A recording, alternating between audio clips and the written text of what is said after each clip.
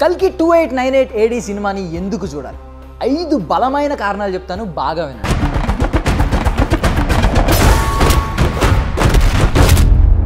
Number 1, అసలు ఎవరి కల్కి? బాహుబలి 2 రిలీజ్కి ముందు అందరికీ ఉన్న క్వశ్చన్, కట్టప్ప బాహుబలిని ఎందుకు చంపాడని.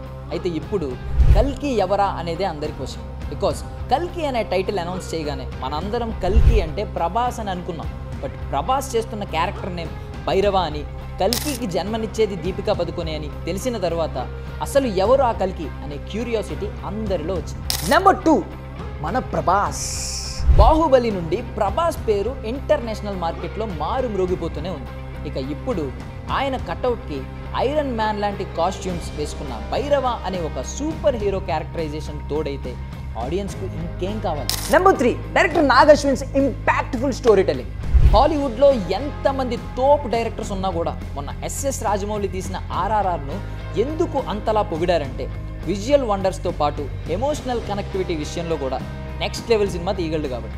మరి మన నాగి మామ కూడా ఆ విషయంలో తక్కువేం కాదు.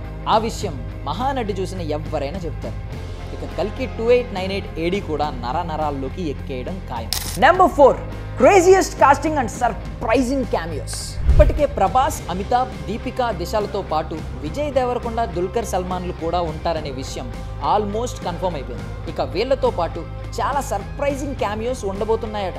మెయిన్లీ లాస్ట్ టైం మహానటిలో అవసరాల శ్రీనివాస్, వెంకటేష్ మహాలతో పాటు క్రిష్ జాగర్లమూడి, సందీప్ రెడ్డి వంగాల్ లాంటి తెర వెనక ఉండే దర్శకుల్ని కూడా తెర మీదకు తీసుకువచ్చాడు మన నాగిమామ.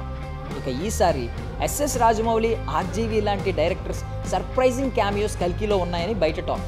మరి అది కూడా సినిమా చూస్తేనే అర్థమవుతుంది. ఇక లాస్ట్లీ నెంబర్ 5, మన మైథాలజీ మొత్తం 6000 సంవత్సరాలు. మహాభారతం ముగింపు నుండి కలియుగంలో కల్కి అవతారం వరకు మొత్తం 6000 సంవత్సరాల కథను మనకు చూపించబోతున్నారు ఈ కల్కి సినిమాలో.